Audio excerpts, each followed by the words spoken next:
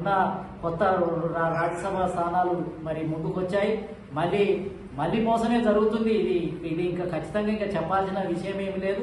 హనుమంతరావు లాంటి వ్యక్తులు, మదియాస్కి లాంటి వ్యక్తులు, ఎంతో మంది సీనియర్లు ఉన్నారు. బీసీలకు ఇవ్వాల్సినటువంటి అవసరం కూడా ఉంది. కానీ దీంట్లో కూడా మోసమే. ఎందుకంటే హనుమంతరావు అయితే సిన్సియర్గా కాంగ్రెస్ పార్టీని పట్టుకొని సంవత్సరాల తరబడి దానికి అంకిత భావంతో అసలు వయసు పైబడినా ఇంకా దాంట్లో మొత్తం పనిచేస్తున్నటువంటి పరిస్థితి, ఎక్కడికి పోకుండా ఉన్నటువంటి పరిస్థితి.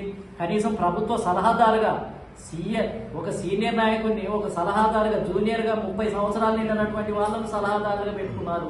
అంటే అసలు బీసీలలో సీనియర్లుగా ఓడిపోయినటువంటి వాళ్ళు పనికొచ్చే వాళ్ళను ఇటు రాజ్యసభ సీటు కూడా ఇచ్చే పరిస్థితి లేదు. కాబట్టి మరి నిజంగానే అందులో ఉన్న కాంగ్రెస్ పార్టీలో ఉన్న వాళ్ళకైనా కనీసం రాజ్యసభ సీట్లు ఇవ్వాలి, నిలబెట్టుకోవాలి. లేకపోతే కాంగ్రెస్ పార్టీ నైజం బయటపడుతుంది. దీన్ని ఎండగట్టాల్సినటువంటి అవసరం ఉంది.